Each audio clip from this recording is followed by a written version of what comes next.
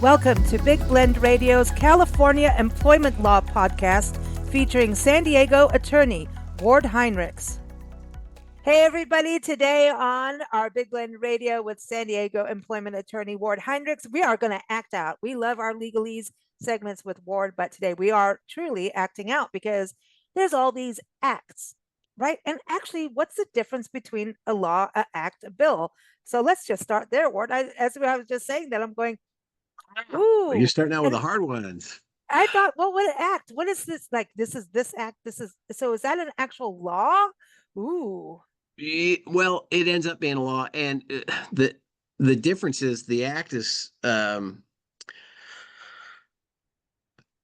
you often all right. So the law is put into several different places, and the act is put into its own place. That's really what happens. So when you're voting on things, it's Act number 1,555. Whatever it is, and they have its own number and stuff, and that's like business that the legislature is doing during the year. But then that law, that act that has been passed, becomes a law, and it may be squeezed in. Will be squeezed into some other type of book, like the labor code, for instance. So that act, we turn around, it has its own place in the legislation, in the branch Oh of the my God. legislature, and then, That's a big book, Ward. well, it's not that big. It's labor code. It's not coming through very clear, but There it this is the is. labor code. So then, one of those acts, like the Fair Pay Act, Mm-hmm. will be put into a code section. And so that's what we normally refer to as the law, whatever the code section is. But the Okay. act is also the law. It's just in a different place. That's where It's a part of the documentation of how it's like a it's library. how The the three, legislature keeps yeah. track of what they're passing. And Okay. then Okay. and then that language is picked up and put into the law, Fair Pay Act. And that's what Okay. you see in my book. Okay. So you got your you want to do the Fair Pay Act because there's the Fair Labor Standards Act, there's the Oh, Equal Pay start Act. anywhere. I don't care. Let's Oh just my take God. them No, all on. let's I know. I mean, I was looking at these and we were looking at legalese and then I stumbled on like, look at all these acts, man. And I know that you always talk about these acts and especially when law changes happen. And I know is this year gonna, I mean, do you think 2025 is gonna have a good bill of change or what's going on? Like, because I know right now, isn't this when you are like, Gavin Newsom is signing things and doing things right now, right? Or is that past? Where are we on that? No, no, yes. I'm going to say I know he signed a lots of into laws, and a lot of the acts into law. Um, and I don't. I think they're done for business now. I think everything's set, and I don't. I think it's past the time for him to consider things anymore. But if it's not, it's real close. So January, you're so we can get on that. So we're going to be able to talk about holiday parties this year that we haven't done for a long Yeah, time. yeah, we have, and you got to COVID behave ruined it. yourselves. Holiday parties ruined, that was COVID took that out. Everybody was working remotely and now people are coming back and I keep seeing I get so many press releases about this whole thing about people going back to work and the laws on people going back to work. That's an interesting thing to the actual That's physical changing too. building. Yep, yep, yep. That's more of a business decision kind of thing that's going on. Mm, Because I keep seeing things about the CEO wants these people to come back, because yes, there's advantages to working remotely for the company as well as for the employees, but there's less control. mm. Less direction, less direct management. And so many of the CEOs are saying, hey, wait a second, we need a little more control. We need a little more teamwork, cohesive Yeah. teamwork.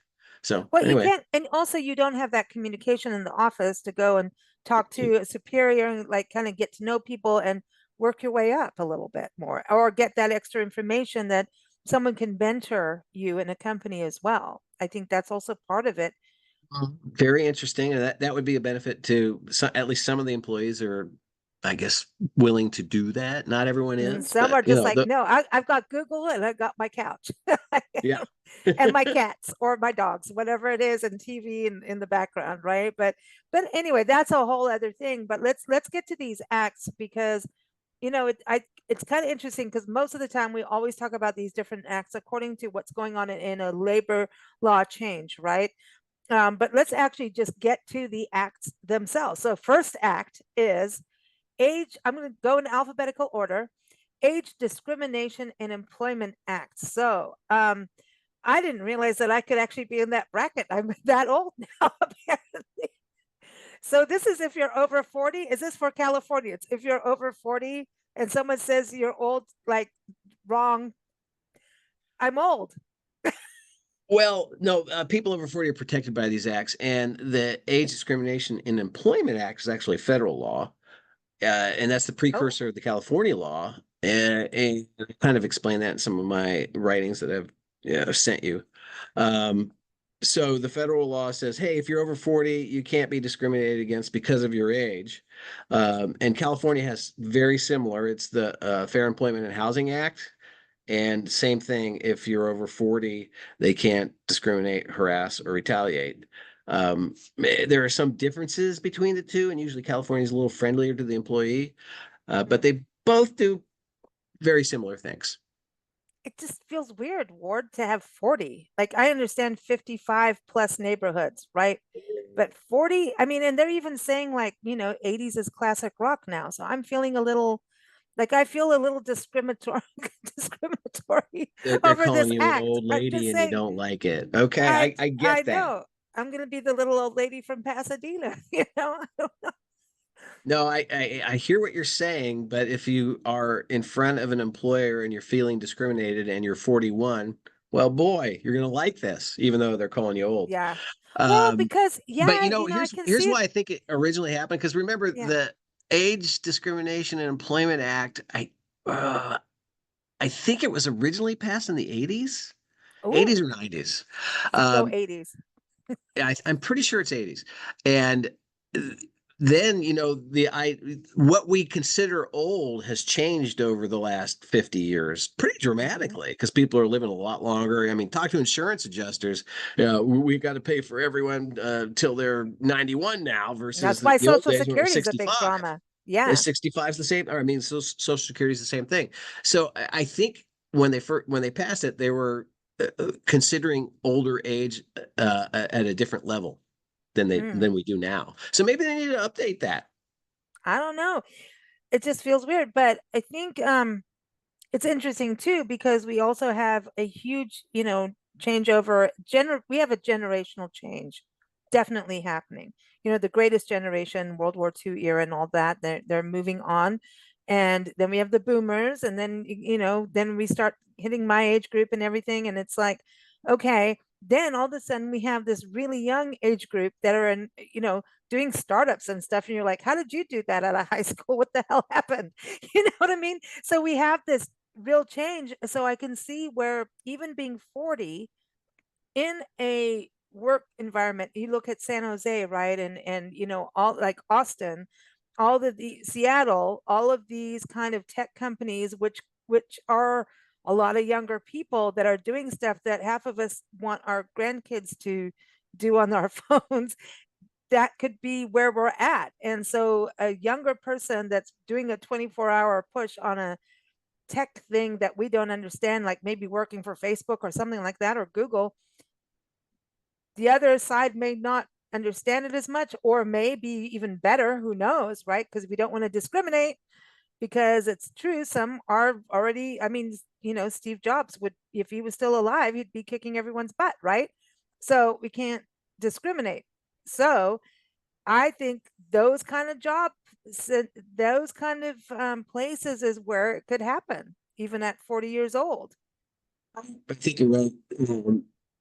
In industries that are dominated by younger people who do have a different perspective on life and tend to have different skill sets and probably are more technically savvy just generally, you're going to see more of a division Mhm. in two ways. Because remember, we did that show not too long ago about gender discrimination in the tech industries.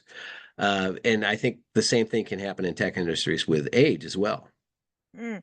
Wow. Okay, so then there's the Americans with Disabilities Act, the ADA. Now, ADA compliance is something I really knew about when we were in California.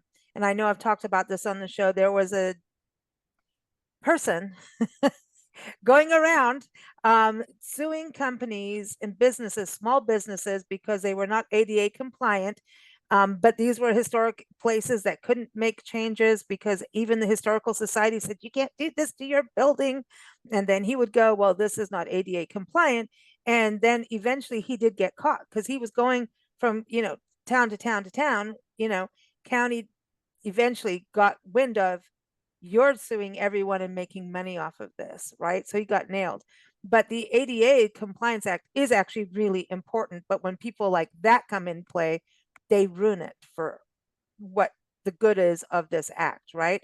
So this act is important because it's about taking care of those with disabilities that can actually do things, right? And people shouldn't be looking down at them or talking that way, right? Is that what it is, or am I wrong? No, now the Americans with Disability Act is a pretty broad act. It's not just about employment. It's about protecting the civil rights, general civil rights of Mm. disabled people. So access to places, which means you see the ramps on street Mm-hmm. corners now. That's part of it. And when you talked about that, shoot, I should remember the name of that guy, but yeah, he was You good. know who I'm talking about. Yeah, That, yes. He was oh, disabled and he went from business to business throughout San Diego County. He went up to Julian and hit them all. mm-hmm. And that's one reason why Julian, they don't have any restrooms anywhere, almost anywhere, except they have the public restrooms now. And so they At the don't have back to of the worry Chamber about of that. Commerce. You can go pee pee there. Yeah. Well, Sorry. those public restrooms are pretty good, and they got a ton Actually, of they them. are. And it's not, yeah. I mean, there are a couple that are porta johns, but most of them are built in and nice. Hey, So, I was there when that whole thing actually took place and voted on it and all of it. We were there living there in that to put a public oh, well, and restroom then you in a know why? community. It's because that He, guy came in and he's saying this restroom's not quite right, and technically he was right in a lot of it. yeah, but he did good. But I really do want the right things to happen for those who are disabled so that they have what they need. But some places it's physically impossible, and he went for places like that. And that, Under the ADA too, there's some protection for that, so there can be some grandfathering in for different types of buildings depending on when they're built. Now, the California under FEHA, FEHA is really about discrimination at work, so that's what I work with most, and so I don't really know how California deals with the access issues for yeah. disabled. I just know a little bit about the ADA, but that's again super broad, and so it does things that I don't normally work with, but it does Mm. also cover employment. But So now California, I think he had more success with California law on access, bathroom size and things. But then I know that there were tricks that some of the defense firms were doing, like removing them to federal court, and then we're able to get dismissals because federal law was a little ooh, different.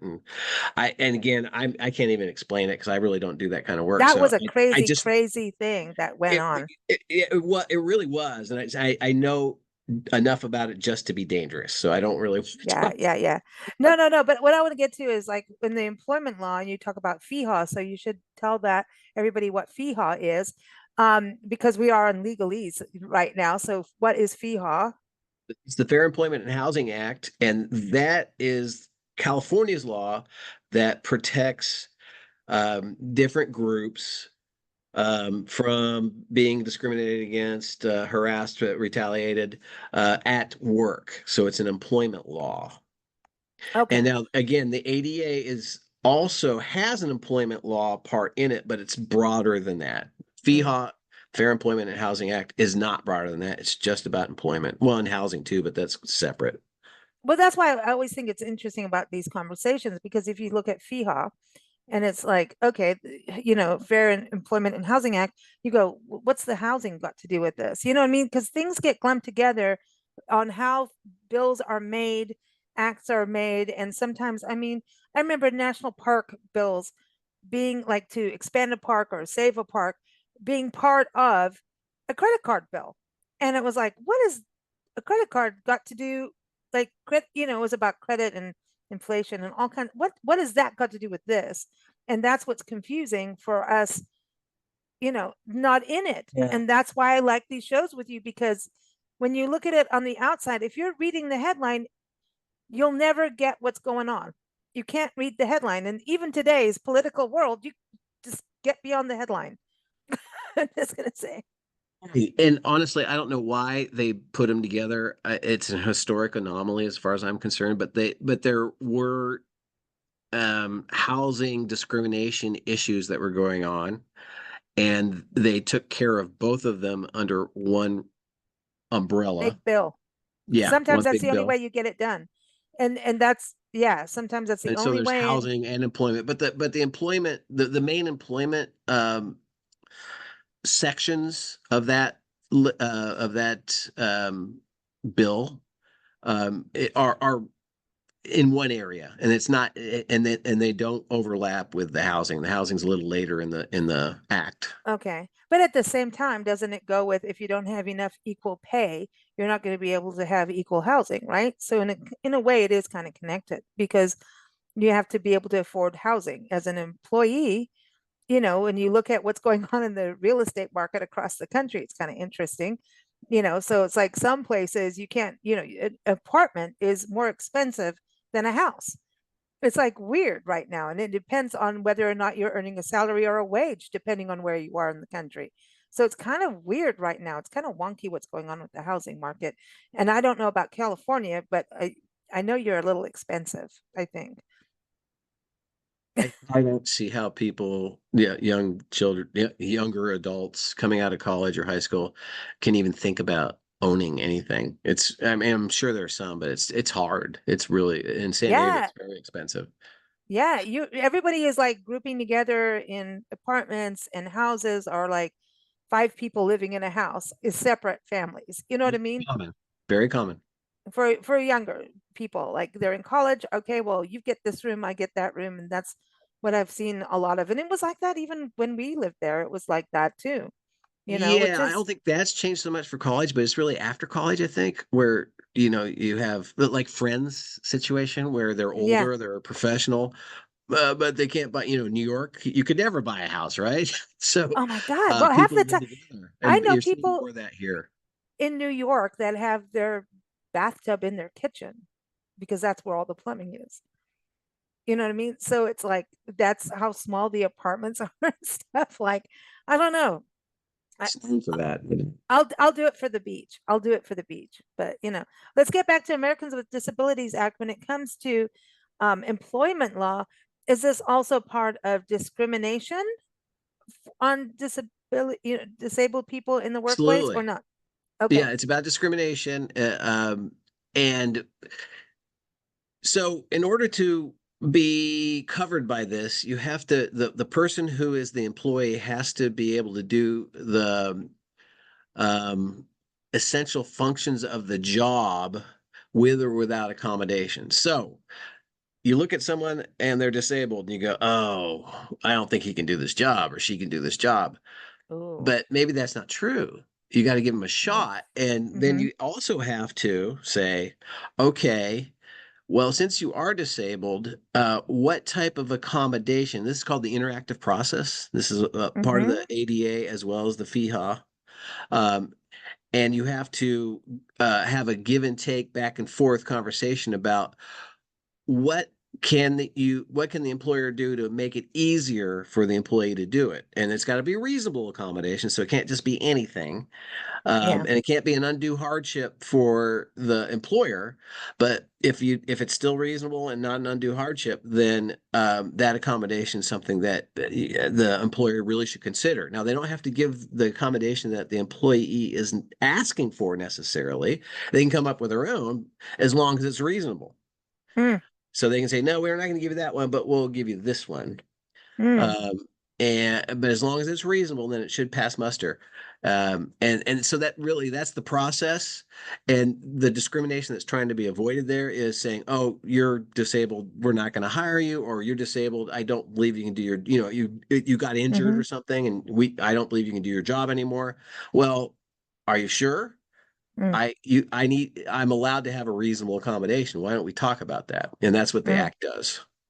Well, it's interesting to talk about this because you've been on the show with Joey Stuckey, the musician. He's a blind musician, music ambassador for Macon, Georgia. And Nancy and I finally got to meet him just a couple weeks, 3 weeks, whatever, which hurricane we were dodging, who knows? But we were anyway, got to meet him in Macon, Georgia. And I've got all these photos of him through the years of him. He runs Shadow Sound Studios, and he does recording. He records people. He's an amazing engineer, and he's got all these buttons and all of like the old school like big dashboard of like you're in Star Trek, right? To do your album. So and so we go finally meet him, and it's true. All the photos are true. He's got this massive dashboard, but this guy could take us around his studio, a very historic building in downtown Macon, and he's got all kinds of security, and he can do all the security codes, know exactly where he's walking, how to open what door, what the security code is for that. Do it. I mean, and he was even doing the security code quicker than the machine could do it. Knew what was what, took us around, knew what bathroom was what, and he had like one of the bathrooms has like it's a Journey label from the band because it's like if you want to do this or anyway, it's funny. But you look at all of this, and I've heard of the recordings he's done, and how many people would say he couldn't be a recording engineer because he's blind? How many people? And at the same time, look at this guy. He goes around the world educating people on blind technology and doing all this stuff and recording amazing music and artists and helping them. And it's about knowing your sound, your technique, and growing up in it. So like if someone ever said like, oh, a blind person couldn't run a recording studio, that would be very wrong. And seeing him in there and I was like, wow, this is amazing. This is amazing. So it's an And interesting that's thing. interesting because it sounds like maybe he can do the job without an accommodation at all, and which is that's the requirement. You have to be able to perform the essential functions of the job with or without accommodation. So maybe there's just no issue at all. And that's maybe partly technology. That maybe the keyboards are easier and all stuff like that. That's happened over Yeah. time, but who knows? But even if he was not able to do the job with the keyboard as it is. Maybe it's just like too old Mm-hmm. school and it's just too hard to get around. There, you still would have to enter into the interactive process. That's what we call it. That's the name of it, to see if there is a reasonable accommodation. Well, I know he So, works with interns that learn and they help him with certain things. So it's like a two-way street on that. well, and that Um, may be a reasonable accommodation, and that's maybe yeah. part of an interactive Well, process. it's I mean, it's his own company too, but that's what is very interesting about this. So Americans with Disability Act, everyone ADA. So now we're going to talk snakes and talk about Cobra. We're getting the C words here. Consolidated Omnibus Budget Reconciliation Act. In fact, that takes in a lot more than what we're going to talk about. That is one of those weird ones that really packed when you see the word omnibus, I know. It's dang, so much got packed I've into that. That's always actually the one. In disliked. fact, I think one of the national park things got into that one, and then in one that had to do the Farm Act or something. There was a Farm Act, Farm Bill. Always not like the name Consolidated Omnibus Budget Reconciliation. It's Oh, like that's a mouthful. Cobra's easy, so I do like that. And yeah, you're right. I don't know any of the other parts of that act, but what I do know is if you work for an employer and there's a healthcare program that you have access to, then if you leave for any reason, sometimes if you lose hours and you're not qualified for the healthcare anymore, then Cobra kicks in and gives that person the right now to pay for the healthcare themselves, but still they have the right to have that option. Wow. And And, I'm seeing now that people are looking for Botox and things like that to be part of healthcare. And oh, this fertilization thing. Oh, I'm not saying it right. The in vitro thing. That's this big thing going on in politics now about whether an employer should be paying for the insurance, the medical insurance for people to go through the fertilization process of in vitro. I think that's what it's called. I don't have babies, but people who want to have babies and have that done, that's this new big thing. And I find that fascinating. I wonder, why should an employer pay for someone who wants to have a baby? Should I not be talking about this? I shouldn't be talking about this. No, You I've can tell me, well, you're the lawyer. You can tell me yeah, not to talk I've about heard it, a but little bit about this, and I think the issue really is, well, should that be required of the medical coverage to cover that? It's not like the employer is paying for it out of pocket. I don't think they're requiring that. What they're requiring is the oh, insurer to pay for it. And then, of course, it's more expensive. So now the employer is also paying for it to some degree, that's and probably the employee too. And you know how insurance works. It's spread out amongst a bunch of people and makes it cheaper for everyone. But mhm. for some people who don't use it as much, well, they're putting in more than they use. Yeah, it's an interesting thing, huh? Yeah, it's this is a good time of year to like really look at what's going on in the country. So, okay, so this is about a healthcare plan. So that's what Cobra is, but the Equal Pay Act. Oh my gosh. Of course, California is part of that. Tell us what that's about. Well, California has its Equal own pay? version of it. Yeah. So yeah, it's the original Equal Pay Act was drafted. I think this was 1990. Um, by the federal legislature, Congress, and that required that jobs where the work is substantially equal must be equally paid between men and women. So if a man's making $50,000 and a woman's making $40,000, and someone determines that the work is substantially equal, then that's illegal. And that woman must now make $50,000. And of course, there's all sorts of, sub if you litigate this, you're I going to run like into a this lot of though. You sub know I do. issues and who's telling You the know I truth like and this all one that. though. I'm like, we want equal pay. Come on now. Yeah, no, it Like makes sense. this No, it this is does a make good sense. bill. It's a good bill or good Yeah, act, excuse me. it makes Yeah. sense. Um, well, and again, So it's California not just actually, it's not just gender, right? It's also about race and well, age and all of that. well, Oh, hold on, you're getting ahead of uh, yourself. On the federal level, it's only about men and women. oh. On the California Equal Pay Equal Pay Act, or let me put it this way: the California Equal Pay Act also requires the same value of wages for anyone who is of a different race and is of a different ethnicity. So if this Mm, white woman is making $50,000 and this black woman is making 40, and they do substantially similar work. Now, see, California's standard of proof is a little different. Substantially similar is arguably different than substantially equal. Equal sounds a little mm, bit higher. They got to be the same. Equal, similar means, well, they're pretty close. So the standard of proof's a little different. But in that case, then two women one could be paid illegally more than another. Or I guess the better way to say it, one could be paid illegally less than the other. oh. So now what about if And that's only in someone's California, though. The yeah. national rule would not that would not be a case. Okay, so I have a weird question. It's not weird. It's a thing that's happening now. So I interviewed a lady, Pepper Stetler. She's a professor of art and art history, and her daughter has Down syndrome. So she gets to put her daughter in school, and now how she gets her special care is according to her IQ level. And now it sets up this standard of what she gets in education according to our IQ level. So it's kind of like this whole other way of disability. So she really started investigating. She wrote a memoir about the whole thing, and is actually she went, and I didn't know how it went yet, but she went into Ohio, went to the Capitol and did a whole thing on it. Like, you can't really go by IQ all the time. So there's this other discrimination now by IQ. And IQ is not be all end all on anything, right? And so now they're going, we don't get to give these kids all the way through college from, younger, young school all the way up.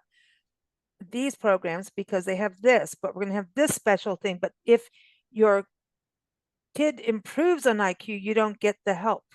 It's like kind of that thing where if you're disabled, you're going to get some help. But if you cross over just on that boundary line of improvement in some way, and I'd say improvement not in a racist way, it's like, God, if you make $1 over the 14,000, you're docked, right? It's not improvement. They have these lines, but if you cross over the line and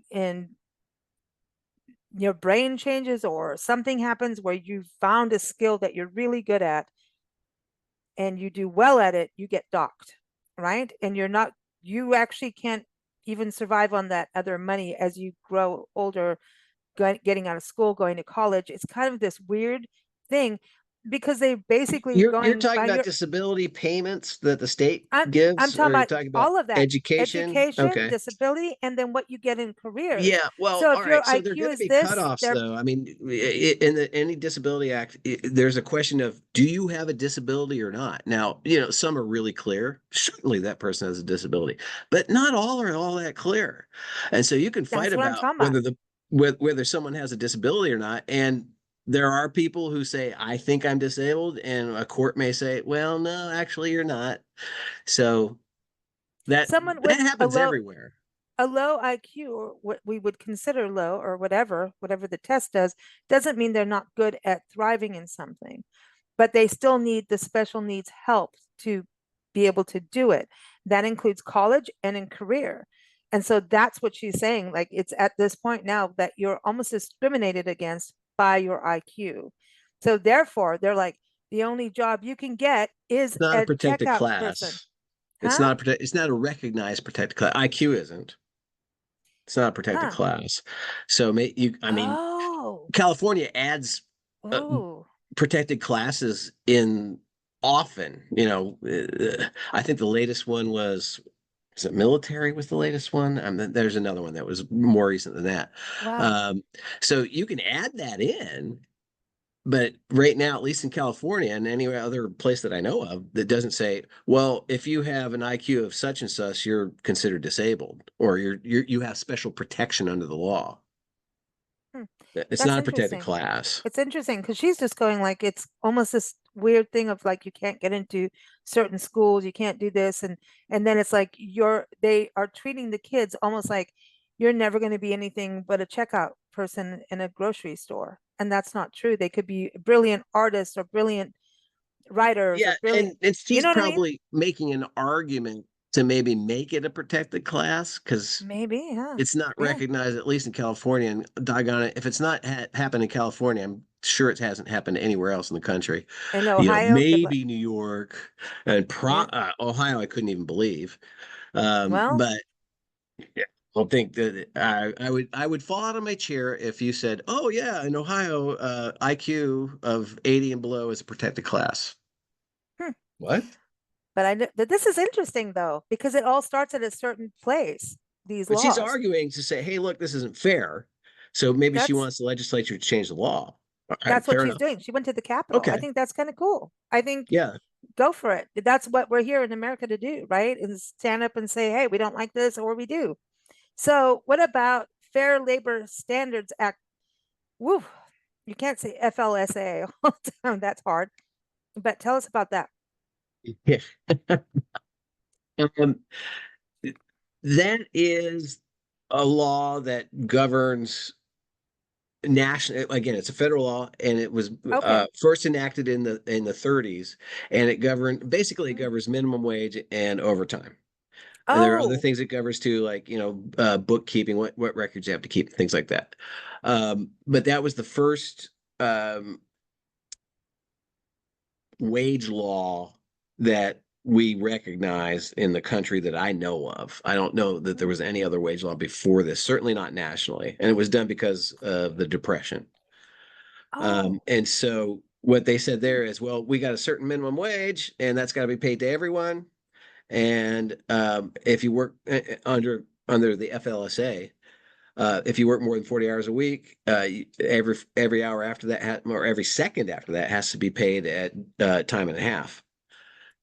So that was the federal law from way, way, way back. Now California has uh, created more protective laws as usual, and the FLSA says, well, if your state has a more protective law, Mhm. then our federal law does not preempt that, because preemption's an issue, because if Oh, the states aren't allowed to preempt the feds, but if they say, oh yeah, you can here, then you can. okay. And so the for instance, the federal minimum wage now is $7.25 an hour, Yeah. but in In California, California, no, what? the minimum 16, and the certain sectors of the economy have a minimum wage of 20. So yeah, I mean it's, and then you've got what's going on with the fast food restaurants. How's that working? Well, That's another I mean, act in a way. personally, I think food's gone up. I mean, if you go to a restaurant, it just costs more than it used to, and I think that's part of it. But I've talked to some restaurant owners too, and they say, well, that is part of it, but also the cost of goods, the Yeah, cost of the product has gone up as well. So, but it's definitely part of the more expense I think that we pay. I believe that anyway. yeah, But maybe that's worth it. Um, yeah. I mean, if you so, don't want to have I to don't know. cook, hey, sometimes you need a good burger. Are we back to that again? Again. So, Family and Medical Leave Act, and I know we've talked about this quite a bit. So, this is an important one, I think, for, obviously for families and employees of having this act is protected for them, right? If things go wrong with your kids and if you know, yeah, I mean, this isn't what the rest of the country is doing. Let's put it that way. Well, okay, so the FMLA, the Family Medical Leave Act, Hmm. is again a federal one, so that applies to everyone. But there are restrictions to it. The Yeah. business has to have 50 or more employees before it applies to that business. So the Oh, employees who work for a business that has fewer employees don't get the FMLA protection. But fear not, because in California, we have the CFRA, the California Family Rights Act, or excuse, yeah, yeah, yeah. California Family Rights Act, and um, the minimum number of employees that a business has to have is five before it applies. Oh, So, wow. and it's broader too, meaning that the FMLA only applies to parents, children, and your spouse, Right. where the CFRA, the Family Rights Act, applies to in-laws, siblings, grandparents, grandchildren, domestic partners. So it Wow. has broader Oh, application. wow. Oh, wow. So like if yeah, a domestic partner could be anyone. And right, if they go through an illness, then this kicks in. You can Yeah, go that's on right. as the If it's a employee. serious health condition, so it has to qualify as a serious Mhm. health condition. Again, we get into the line drawing. What is a serious health condition? What is um, IQ. Yeah. Yeah. IQ? All that stuff. But if you fall on the side of yes, this is a serious health condition, and your grandchild is the one who has it, then you can go to your employer as the grandparent and say, I need to stay home with my grandchild because they have this serious health condition. And then Mm, that's legal up to 12 weeks, potentially. yeah. Well, so this is where HR comes in, right? Before you get it. HR is sitting there making sure, is this, a serious health condition? Do they truly have these kids? Like that's kind of the role of HR. It's not even do they truly have the kid. You're as a grandparent, if all right, so let's say you Oh, live in oh yeah. Oh California yeah. and you have a grandchild in Mississippi, and you go, my grandchild has a heart condition that's bad, and I'm going to go take care of him. You're allowed to, but you That's don't get amazing. paid now. Now you don't get paid. This is unpaid leave, but you can do it. Now, And then, speaking of grandparents, they've actually, there's a lady we've interviewed a few times, and it's to do with when a couple splits up and one takes the kid, has rights over the kid, right? The parental rights, and then says, I don't care about the other side's grandparents. I'm just off I go. So she went into this whole thing like, hey, we're grandparents and we still care about the kid. We don't care if you guys broke up. And she went into undercover journalist thing to actually document cases and stuff because she's a journalist and she did that. Isn't that like, and she is working to change laws that grandparents have rights over the kids too. How about that? I'm just I saying think that's a because you're a trend. parent, And in grandparent. Yeah, California, we've recognized that to some degree. yeah. I mean, there's, and she's in California. She's just up the road from you. And she is like, this is insane that a kid could be swept out, taken away from a grandparent that he or she really knows well. And that's kind of like a weird thing to like suddenly you don't get to see your grandparents just because the parents don't like each other. So it's interesting. This Now is that's really, family law, and none of this stuff yeah, I've been talking about is about family law, and so I but really can't talk about how good of an I know, argument but I'm that is just in the saying family courts. it's all connected in some way. I mean, does it, okay, I know before we get to the other one, speaking of that, because it all kind of touches each other at some point, right? It's like Yeah, I it think that's kind fair of to say. does. Do you have to at some times in a case get together with another lawyer like runs comp and stuff if it's a big case for some big thing and say, okay, we need to have different lawyers for different things for that whole case? That does happen. Yeah. All right. So sometimes there's an insurance issue on a case that I might have, and I got a buddy who practices insurance law, and he's pretty well known in the state for doing that. I can say, hey, I need some help. So he might just give me some help. Or I could say, hey, maybe you should get in on this case. Maybe you should be an expert. Maybe you should help me litigate. Maybe you should litigate this. It kind of depends on how big that issue becomes.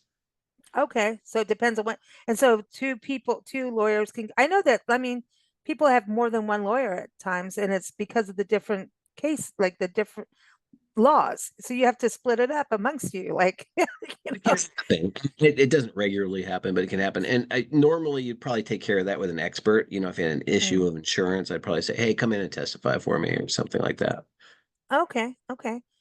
Well, this is what legalese is all about. We want to know what's going on behind, those books and scales. You guys have the scales. So, Synonyms. National Labor Relations Act. Okay, isn't that just labor law as a whole? Um, like, No, not oh. really.